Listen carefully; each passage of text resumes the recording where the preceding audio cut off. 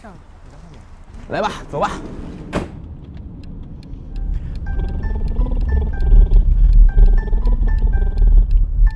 你手机没有防窥屏哎？没，为什么要防窥屏呢？idol 都有防窥屏。哎，那我不是什么正经 idol。呀，你没有隐私，怕被人看到吗？我当然有了，但是你为什么要去看我的隐私呢？是谁的问题？对啊，是谁的问题？我也想问这个问题啊，我也想问这个问题。你去年感受到最糟心的事情是什么？去年最糟心的事是无法表达，对，这个是就是每个时代都会糟心的事儿。那这个过程中是谁跟你说 no， 你不要表达？想想，刚才那个问题啊，有点早了，我还没太醒过来，咱可以往后放，就是在前面那个，我好好想想你刚才说那个事儿。就是今天的终极问题，就是什么在阻止你表达？确实，这个问题确实很终极。当时你就晚点回答问题，咱们现在还没有回答。 OK， 来吧。是什么在阻止你表达？你今天人提的问题也是真问题。你现在是中下层 idol， 有可能这些话播完，你是最底层 idol， 你仅存的粉丝可能都没了。所以现在就到了做选择的时候了。对，你敢不敢？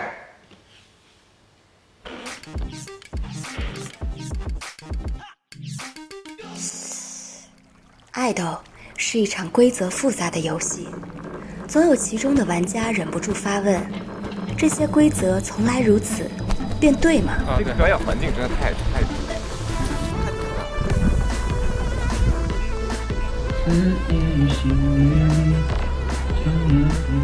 Hello 世界 ，Hello 图汇合，大家好，我是任月月，很尴尬。比如现在这位爱豆，那么第一个问题，他是谁？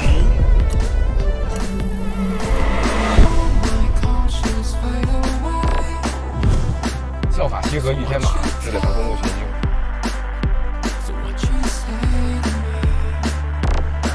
但是我确实第一次来，还有后面的几轮面试都是在这个顶楼，人生第一次穿西装。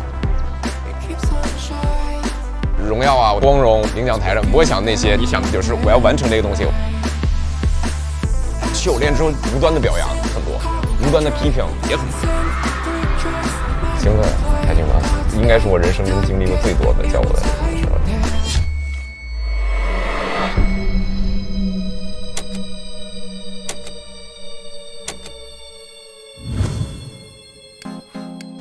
Wonder 月月，饱满、混乱、热衷表达，所以我们让他思考偶像的本质，完成一份问卷，最后和脱粉站姐来一场深刻对话。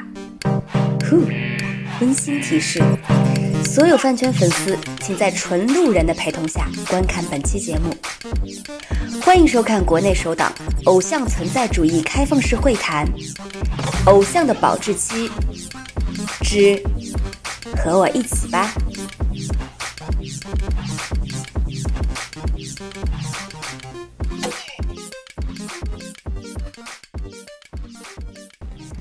What's up？Hello，来。我们邀请了最了解月月、最爱月月，也是最恨月月的人，进行了一场冷静、大胆、暗流涌动的对话。你知道我们的战斗啊？我知道。这个温柔的女生来自岳明辉的站姐小梁。小梁宣言：作为你的数据粉，我是看着你糊的。最开始就陪伴我的，我记得。我之前想研究一下饭圈的本质，我想大家狂热的原因，就名字我就想做纪录片，名叫做 I'm a fan， 或者叫做如此狂热这种东西，但是还在进行中。但是你也知道粉丝还是少的，是很明显的。我知道，最开始的时候转发量可能几十万，现在能上几千。哎呦，千万别信这些东西。我当然知道，但是那个时候也是有粉丝去转的了，对。那你现在对于这种粉丝的减少，你自己有什么感想吗？这个就是自然规律，至少我觉得我们不把这个当关注重点，你懂吧？觉得我们变得越来越好了，就虽然粉丝量不好了，我知道你说的是你们的能力和你们做的作品，对，我们一直在往前跑。你得知道这个粉丝也是很重要的呀，有粉丝你才有舞台。对，确实是这样，这个东西对，确实是这样，你说的对。对，我们是粉丝肯定是想帮助你们扩大这个饭圈的容量。其实花钱这件事情也是我们自愿的，但是因为人少了以后，这个钱也少了，你这个能帮你们宣传的能力也小了。这种时候，我们有时候就会挺无力的，就不知道就没有以前那么大的能量了。对，就是我们创造舞台，你们只有自己对，没错，我们只有自己创造这个东西，要不停的创造，要创造新的东西，创造好的东西。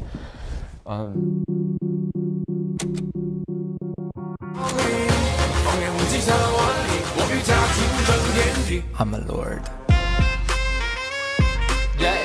你知道你有个绰号是什么美国女人之类的？我啊 ，right damn， 我好像知道，这是其中一个，这是其中一个了。你知道粉丝说对你的想象完全不是你本人的时候，你的心态是什么？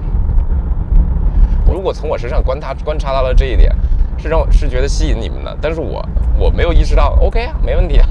但是我呢，始终是觉得我要把我觉得正确的东西表达出来，因为我之前有接触过一些别的国家的小idol，就是他们我问他们就是您怎么理解这个行业，他说他们就是取悦粉丝的啊，对。然后当时我就很疑惑，我对我自己的定义因为从来不是这个。你觉得你跟粉丝的关系是？我希望成为引导者，我希望能做出来精神表现力，拓宽审美面，改变音乐审美，改变固有认知，改变。既定的审美是什么？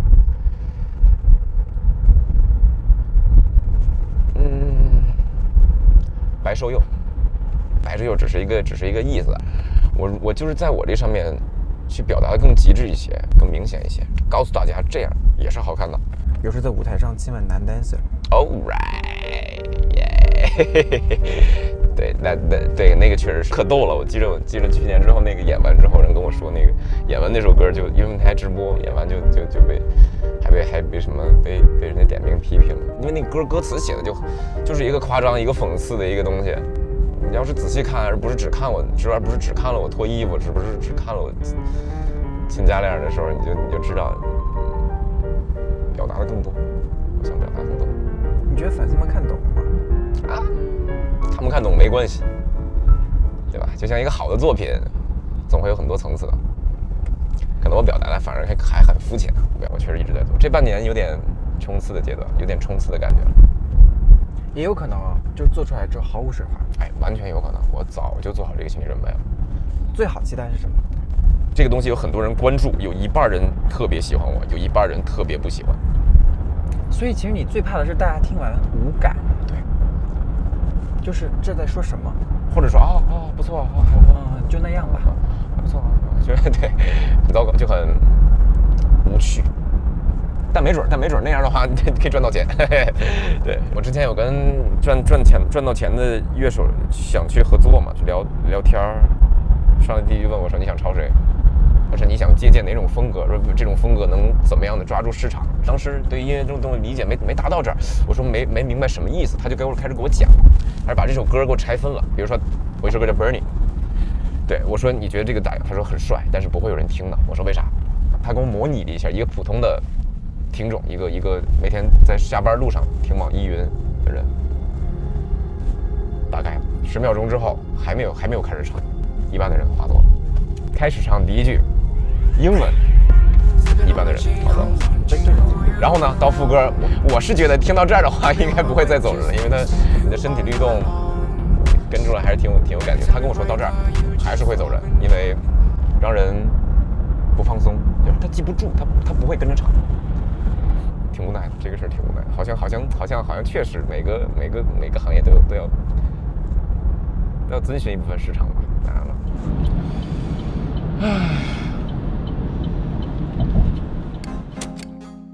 如果你们喜欢，可以去搜一下 Warner 新专辑《镜像马戏团》。你们男团叫 Warner。ONER。来，孩子过来来。跟大帅哥明星。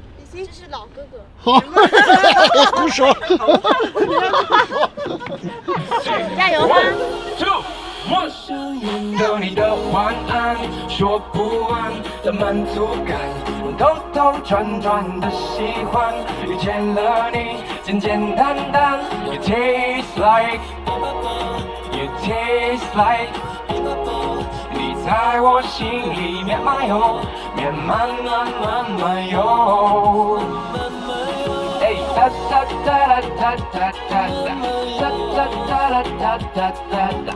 哒哒哒哒哒哒哒，我真的很尴尬。哒哒哒哒哒哒哒哒哒哒哒。大家要不要 before 还要再听一遍吗？还是可以唱一个别的？姐姐决定要再如果你听一遍，再听一遍吗？要唱别的。再听一遍。OK。糖果给你一半，爱情给我一半。哎呦，观众的感觉真好。给你一半。爱给我一半 ，You like can be bubble, like can be bubble。我闭上眼等你的晚安，说不完的满足感，兜兜转转的喜欢，遇见了你，简简单单。这是你的成绩还是你粉丝的成绩？哎呦，这是粉丝的成绩，这个太是他们的成绩了。我们做的质量，我们歌曲质量绝对是达到这个成就的，但是呢，它是放在现在市场里边是肯定达不到这个成就的。是对，饿浪是一个非常前端的一个东西，所以我们当时特别骄傲。发现发出去之后呢，好像市场的反馈并不是那个样子。我们也是从里边受到了教训，所以四川做了很大的调整。如果我是一个粉丝，我从小听到大的，然后我终于找到一个喜欢的人了，我为他花了很多钱，啪，他交了一个我根本不喜欢的作品出来。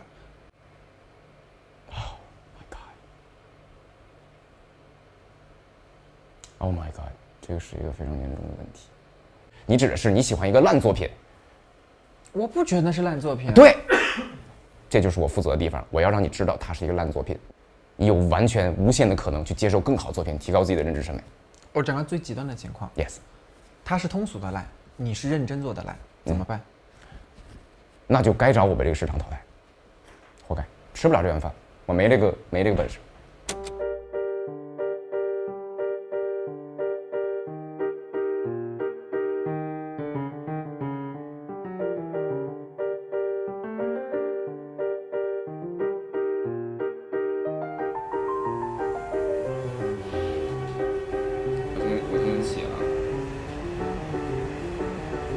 你认为当前环境下娱乐偶像与其他社会身份最大的不同之处是？刻板印象，真的刻板印象。你这个题是一个大论文题，你知道吗？可以，很有意思，很有意思。名字王者月月，第一个问题，你在偶像行业给自己一句定位，fighter。你认为粉丝对偶像的投资本质上是对他的精神支持、精神支柱、精神力量、精神弹泵。偶像的核心价值不是唱跳或者演戏，而是一种面向未来的无限可能性。我觉得非常非常正确。粉丝在喜欢偶像时，喜欢的是某一专属自己精神的虚拟人物，而非客观存在的某一人。这是我想做一些改变的东西。我觉得这一点是对的。但是我不认可。首先你要知道，这是一个人，他有他的理想，他会走高，他会走低，他会走偏，会走正，他会开心，他会丧，他会极端，他会。我觉得分歧可能就在这儿，就是所谓的定义的这个喜欢跟粉丝爱偶像的喜欢不是同一个喜欢。不是同一个喜欢，为什么？你说的喜欢那是那种恋人的喜欢，所以他要是真实的，我要接受他很多瑕疵。但是粉丝喜欢偶像的喜欢是，我只能看到你在舞台上做了什么，我只能看到你的3分钟。你人生的24小时中的其他23个小时57分钟是我用想象把它拼贴出来的。OK， 那也行啊，也可以啊。所以我当然就会想象一个所谓的虚拟人物。也可以啊，我反而要告诉他们，我的脑子里五彩缤纷，你也是一样的，我们都看到一样的世界，一样的花花草草，我们都是完整的，这是我想表达的。或者我们就是再理性一点说，偶像是一个职业，这个职业的需求是，或许就是取悦粉丝。那我的价值又在哪儿呢？对吧？我的价值又在哪儿？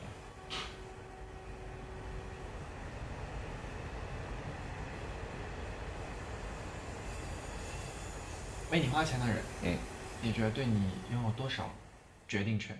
拥有不拥有决定权？我感谢你，我谢谢你啊，但是你不对我拥有权啊。为了整个会谈的刺激指数，我们又盛情邀请了另一个视角的加入，堪比前女友的前任粉丝。来吧，到我了。What's up？ 好久不见！哎呦我天哪！嗨，好了，好久不见。毕业之后走的吗？是的。尴尬到这个程度，害怕。气氛已经开始有些微妙了。哎，你在喝什么？朝日。哎，我刚才喝了一半，不敢拿出来，你知道吧？我刚才一直在楼上，咱同款。Cheers。好，你舒服自然的状态就好。OK。嘿嘿。我有。不要害怕。是吗？行。别紧张，没事儿啊，没事儿。他们现在真的把脱粉搞得跟分手一样，给我点这个感觉。我现在真的跟你聊天，就像，来吧，I'm ready。问我什么？问呢？你问我。好，那你为什么脱粉？我为什么脱粉？就是看怎么说呢？是因为我的花边新闻吗？我作为一个没什么事就在超话趴着的人，然后呢，那天我就是第一个看着的。第一个看着以后，我就是非常尽职尽责的，该抄 ID，然后该屏蔽，然后该拉黑，然后他就跟你们公司的那个相关负责人打电话嘛，就主要是为后面的反黑啊，包括公关怎么做，然后做一个准备嘛。反正就是处理那件事情的过程中，我逐渐认识到，你果然就是一个普通男人。突然就觉得好累，就是我追了4年，我觉得特别疲惫，我想歇一歇。然后我觉得就不要再追了。我就是普通男人，我太普通了啊！我觉得普通不能再普通了。对。好的。对。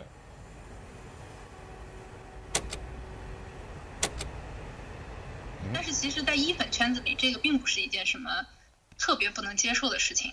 真的能藏住了是你的本事，但是你之前在这件事情上就是摔过大跤，在那个偶练期间，就是因为这种类似的事件，导致你当时基本上处于一个全网黑的状态。因为我们当时是非常痛苦的，我知道，我们反黑是非常就是要看很多乱七八糟的东西，肯定是就不想看又不得不看到的东西。我知道你们当时，而且我们担心的是你的品牌形象，我们其实不要再管这些了，不要再管这些饭圈的既定规则了，就不要再。你有没有想过，我本身就不 care 这些东西呢？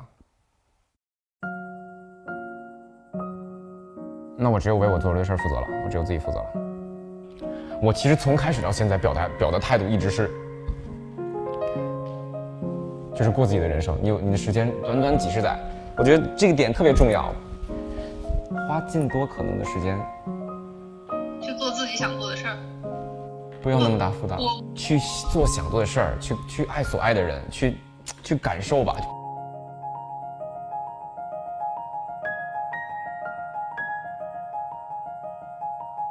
听起来似乎很洒脱，也很勇敢，但偶像不是只身奋战，来直面一下叛逆的代价吧。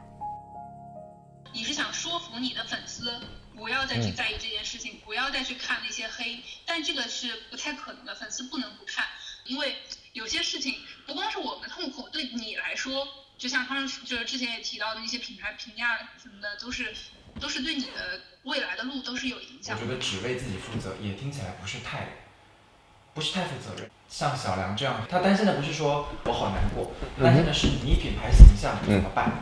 就他担心的点从来都是什么意思？我这么长时间想去攻击的不就是这个东西吗？就是这个机制。那经纪公司艺人又不是艺狗。你的工作人员在帮你安排工作，你的粉丝在帮你维护路人形象，你真的只是其中很重要的一环。但如果你搞砸了这一环，我没有。OK，对于搞砸的事实，我们已经无从改变。就像你说的，这是一个链条，我就这么说，你的音乐牛逼的不得了，哇，你迷乱没关系，爱你的依然爱你，你出音乐照样买单，但你不是 OK， 你出的歌是粉丝买单，你的巡演还需要你的粉丝帮你买单，而且你的巡演只有你的粉丝帮你买单，因为你是个没有成功的 idol， 然后你说不，我要做我自己，这是不是不负责呢？你同意他说的东西吗？他说的很客观呀，这是一个必然存在的矛盾。就是我曾经做你粉丝的时候也是这样的，就是我们都是立了拉路人来听，然后疯狂的帮你洗广场发微博，他可好了，你们看看。但是这些哎呀，好吧，我明白了，我明白问题的矛头了。我觉得这个采访真的接早，真的接早。OK，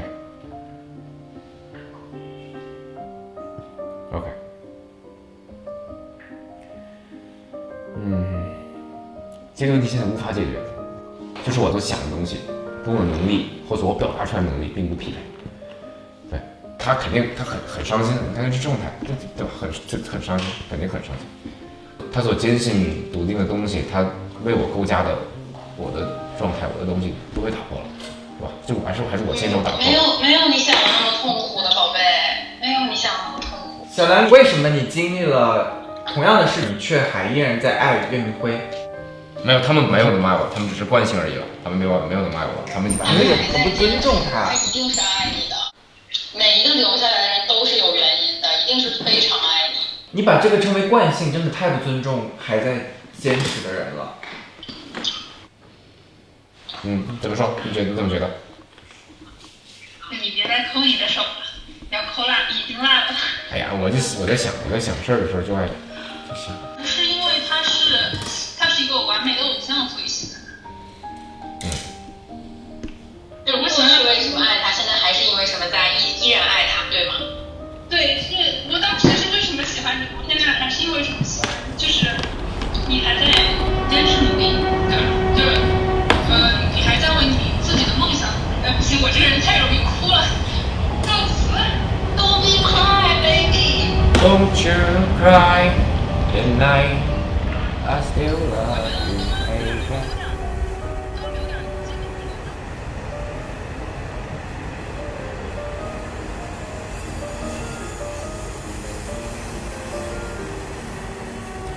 OK， 我这个其实犯过很多错误，然后我并非一个很强大的人，我就是你还是愿意就承认自己之前有犯过一些不该做的事情，就是你会更在意粉丝的想法吗？我会更在意你的想法，我会更在意你的想法。那你会为他们改变什么？我看着他俩的脸，我肯定是不忍心的，我是觉得不对的啊，我是觉得做一些妥协吧，做一些规则内允许的东西吧，去让大家更开心吧，不要辜负他们。是我把这份喜爱，这份狂热想得太过于片面了。对，我觉得这个访谈让我会去想这一点，但这个问题没有答案，就很难。你有答案，我也没有答案。我觉得他俩也不一定有答案。你们做这个好像并不是粉丝向的东西，你们好像做了一个 idol 向的访谈，你们要告诉我们要去怎么样，要去听。我觉得是互相的吧。你 ending 吧，你做个 ending。我做一个 ending 吗？你分别给两位一句话。别整这种东西了，我觉得聊的东西都很自然，别整那些形式化的东西了。一句话说点什么，哎呀，一句话都不给我吗？别一句话，我不行，我想再聊会儿，给我点时间，好吧，不能这么接受。你别。小梁，你的裤子好像一个哈密瓜的颜色。我看看，我有一条这个颜色的裤子。我们这没有遇到过这种，就是蓝的采访嘉宾。哎，你这后边还放着，哎，你这后啊，打破不了大规则，只能打破我们这些小规则。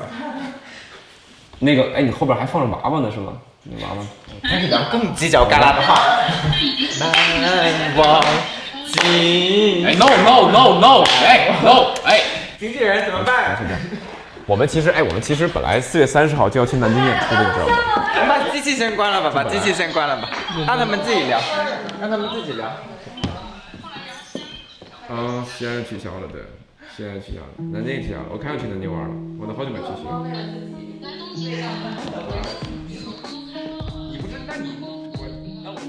这就是月月，永远希望打破规则，但也永远会向爱他的人低头。没人知道这个节目播出去会造成什么后果，但我们和月月共同做了决定。表达未必都正确，但真诚的表达一定有意义。所以，保持谦逊，保持积极吧，永远自省，永远热爱吧。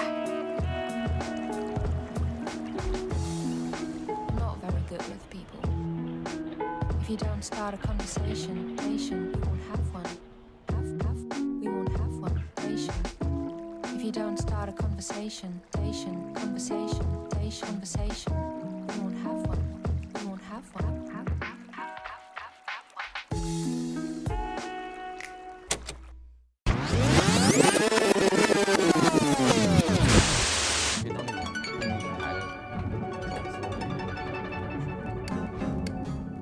如你所见，这是一场气氛凝重的审片会。哎，我现在不同意这段啊！我这会儿看了其实很心疼。这位便是看完片子后方寸大乱的月月的老板，昆音娱乐创始人兼 CEO 秦周易女士。而这位是看热闹不嫌事儿大的制足 GQ 编辑。请大家准备好饮料和瓜子，共同入局。为什么你经历了同样的事，你却还依然在爱岳云辉？没有，他们没有那么爱我，他们只是惯性而已了。他们没有。你看你这话说的，这要放进来吗？不要。我觉得可以放，你现在去解释，你为什么要这么说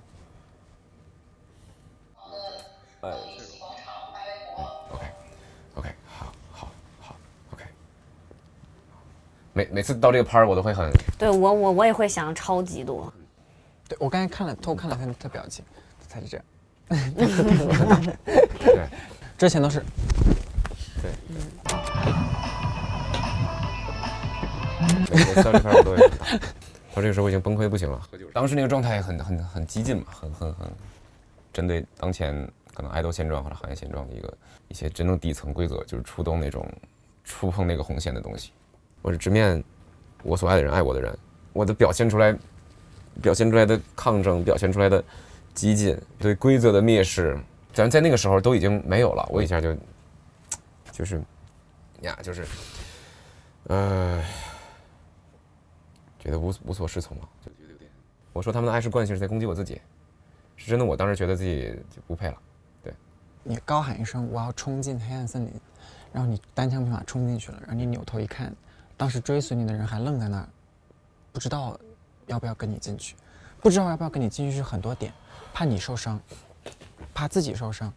在既有的这套规则里，他们能做的事情很多。对，我没有给到方向，没有给到信号。面对自己一些缺陷，我承认它，我去思考，然后你又要在这种环境下，在摄像机面前，这些东西全部都在这个时候形成了它的混乱，所以我能理解他为什么会那样说，我也能知道那个不代表他啊。秦老板，你作为就是运营的人，你预判这个片子出去之后，黑点有哪几个？致命点，对，致命点，然后会让他从一个中下层 idol 变成最底层 idol 的致命点。那你为什么会把我定义成中下层 idol 呢？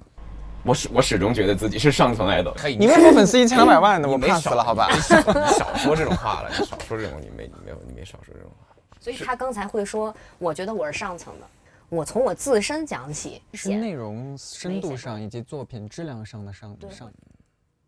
那我觉得可以有很多，就是量化数据上面的分析。比如说你有什么持续的曝光吗？你没有。你有就是稳定的商务代言吗？你出产的作品传唱度高吗？这算下层idol，算底层。OK， 如果他思想成熟了，外显没显出来的时候，那么他外面看到的数据是那样的，所以他就是有一个自己的认知和外面给他的现阶段的一个成果是不匹配的。你关注过我说的那些量化数据吗？我在初期的时候非常关注这些，就像开始可能在选秀节目里面，当时会收礼物，零食、小玩具，还有毛巾之类的。我第一反应非常非常的开心，但是我随即看到了周围的人有着所谓代表更高价值的东西，比如说奢侈品。节目组真的当时偷偷讨论一句话，让我被我听到了。他们说，你知道谁谁谁他的粉丝没有给他准备礼物，当时那种情况下，华丽的东西就代表了你的价值的一个侧面。可能现在抽出来真的想不对啊，就是用价格去定义爱，但是当时沉浸在那里边，一下就觉得，哇，我真的不值得被爱吗？我真的没有他们更优秀吗？我真的。我在做这个节目之前，说实话我不知道岳明辉是谁。打开微博一看，他1200万粉丝，我说我的天哪，我在跟一个巨星聊天。但这个事情取悦过你吧？达到1000万那一刻，我内心里面有点抗拒这个事儿。有一天，我跟他们一样了，我也收到了奢侈品，我的排名榜单也上去了，罪恶的喜悦一下就会抹掉我的所谓的想去批判这个东西。然后你同时有看到，哎，他怎么会比我还高？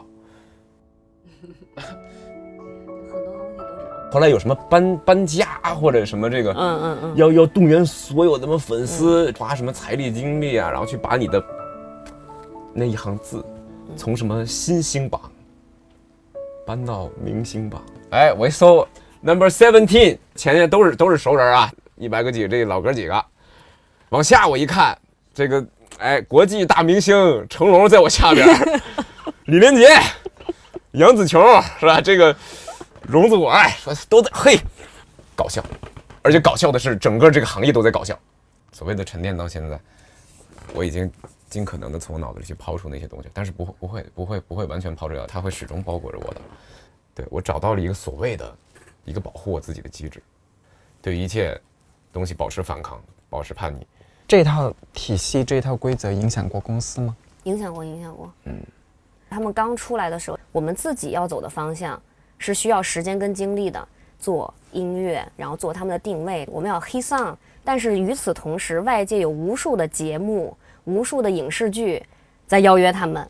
我如果把他们全部送出去，我们要做的是什么样的艺人？他还清晰吗？是不是路人一打开，哦，这个综艺他出现了，哦，是个艺人，是个明星，然后结束了，根本不知道他到底是干什么的。就是在这个中后期的时候嘛，自己特别清楚的路线就是要在内容上你是需要投入的，对吧？你才能产生价值嘛。财务一总结，怎么投出的钱甚至都快一半了，然后用于非内容的地方，它影响了作品的投入啊。然后呢，我该做的品宣都变成了艺宣，就是做艺人宣传还是做作品宣传。可能比如说举一个最简单的例子，就是如果是做艺宣，可能你有一些什么话题，比如说月月短发，对，月月哭了，月月锁骨，之类的，这算艺宣？Who cares？ 我中间相当于我就这么多子弹，我原本应该是把所有影响放到品宣上的，因为作品才是第一的，作品有了，艺人这些东西都是综合体，但是那时候就感觉特别拆分。没有预算了。对，那其实确实那段时间是做坏他们了。我觉得你有点违背初心的时候，是我觉得你在作品上面停滞的时候。对，哇，那是我错怪你了。什么时候？什么时候？不间断的，前年或者有时候。是不当家不知柴米油盐贵。也有可能，有可能。是有点这个意思。当然也不可否认，当时有一些不该花的钱啊，有很多不该花的钱。比如呢？比如你说啥？比如我当年出门一人后边俩保镖，你知道吗？真的，我出门打球，我的边上站保镖，我感觉打球大哥都不敢防我。我推上厕所，他给我推开厕所的门，你等一下，然后特意拿光，你知道吗？照一下这个每个坑有没有人，你知道吗？有没有堵？然后我说可以了，然后这么好，没有，因为我们机场真的是人太多了，就不要再造成更多的混乱了。这个大规则你们做过什么试图性的反抗吗？有过，就比如说粉丝说要不要搬榜，我们说不用。商业上我们就一直跟合作方也是讲，就是不能保证这个销量啊。我们也同样也不会明确告诉粉丝要怎么买。去年青朗已经明确了这个规则不好，不要做这个规则，我们都觉得特别好，这真的就是解脱了。无论是我们就是创造内容的人和接收内容的人，粉丝终于大家回归作品，好吗？都来看这个就好了。你看像他，我都觉得我很能理解他，因为大家都被罩在那个规则里面，都痛苦着。我已经不想说我一把火点燃整个森林，大家都跟我一起亮起来吧，我不想这样了。我想我是一个冲锋者，我要让自己变得足够强大，我要能吸引我吸引的人。我可能吸引不了所有的人，但是我们最起码我们可以在森林中建立一个哪怕帐篷也行，慢慢来的意思。就一个帐篷吧，就一个帐篷也行，一个围栏，然后做坚定的反叛者，但是做温柔的表达者。我觉得这个东西挺值得大家思考的，就是怎么才能饱含爱意的，但是是健康的，然后让对方知道啊，就是什么样的一个方式去爱吧。我觉得是这样。如何爱一个人，这个体系是如何形成的，一定是早期，就是在你的家长一定是第一个告诉你如何去爱一个人的那个人，对不对？我们都从家长那边过来的。其实你看，像我这个例子就是。我父母其实也是那种状态的啊，我生了你养你，你就应该怎么着，然后导致我其实过去有一段时间对我身边的所有人我都这样，无论他是什么身份，我都说你应该叭那样，然后我从来没有考虑过接收方的人是否能否接受我这样爱的方式。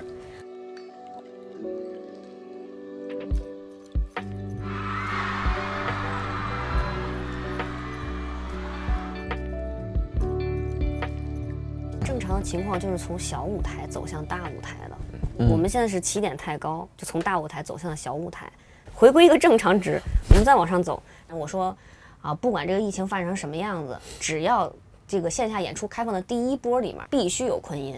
现在 Wonder 的在演出市场，它可以单场1000人 Live House 最大容量的，场场售罄，场场秒罄，并且是8个城市购票的这个重复率就是86%都是只看过一场的人。既然都说到这个了，如果硬要看的话，你们的实体 CD 卖的有点贵啊，是你们的巡演卖的有点贵，我们很多东西已经是免费的了，只有一个目的，就是为了让更多人听到。我们做线上那个 live 也好，我们所有的单曲也都是免费的，这都是为了大家听。我们唯一2个收入口，一个就是舞台项的，一个就是这个实体专辑，所以它可能会比较高一点啊。再加上我们整个工艺啊，成本也确实不低啊，整个实体专辑是完全不能 cover 我们的音乐制作成本的，就还差很多。所以我们现在开始在大量跑线下，今年的整个舞台又升级了，包括连现场的观摄的设备，然后也全面升级了。我觉得还是挺对得起这个价格。有机会来看看吧，真的非常爽，真的非常酷。对，其实整个收入的目的也是为了能持续，能有收入，再做音乐，再做作品。所以就是我们批判了很多东西。如果现在你要建立一个新的小规则，你跟爱你的人希望冲向的那个方向，你跟我描述一下。我获得最有成就的时候，就是我当我的作品，我的孩子他降生的时候，我想让你们一起跟我感受这个开心，不要那么大压力，不要去管这个有没有热搜，什么有没有什么双金唱片啊，或者有没有这些包裹在本身之外的东西。我们为什么喜欢演出？就是爽。你们在演出现场听演出，你们也爽，所以追星爽就完了，不要去担心那么多。有人说月月长得不好看 ，OK， 或者月说土爱豆，你们家土爱豆没关系，至少你还在支持我，我就不是土爱豆。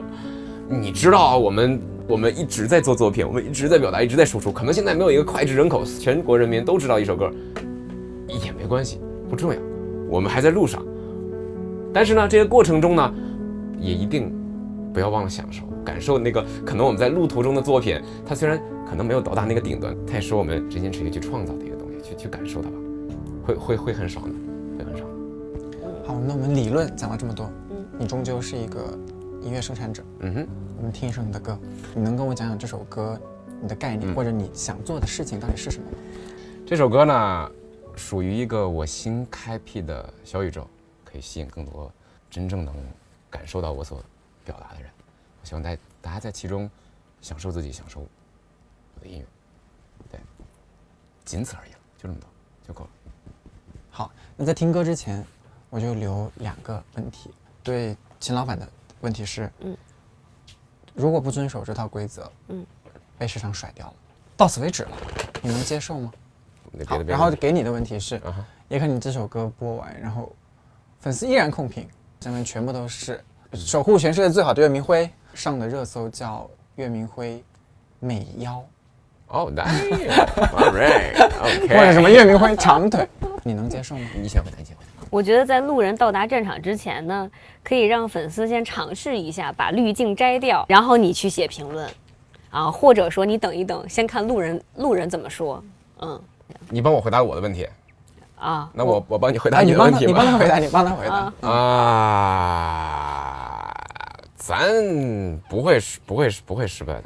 对，我也没这么想过，其实不会失败，不会失败，从来没有想过这个问题。我们在最糟糕的时候都没想过要结束。我只是想过那个成功如果来的啊，是险些倒闭，是险些倒闭。真的，但是反而到那会儿的时候，大家心态都很好，就反正会玩梗。对，就是回来找不着公司了，或者是吃不起饭了，什么大家一起卖房什么之类的。对，你知道我那时候管他借了500块钱，一直在催我还的，你知道吧？我说1礼拜还你，然后第2个礼拜我还没有钱还的，他一直在催我，对，还了吗？还了，还完工资还了吗？还了，都不记得。还了。今天200，说那个老大给我转200块钱，然后这200块钱包含了今天的外卖和那个打车的钱。我给他说了一下，这钱要干什么用，你知道吧？太逗。对，他以为我管他借钱喝酒呢，我就说没喝酒，我这是吃饭加通勤的钱，熬过去了，真是熬过去了。well， 希望吧。OK， 就是成功来的早与晚的问题，所以我是很希望所有人付出过努力的，然后或者是在山坡上有一些阶段性成就的，就是一定要给他们支持，也给一些尊重之类的啊。然后我觉得这样才好。对。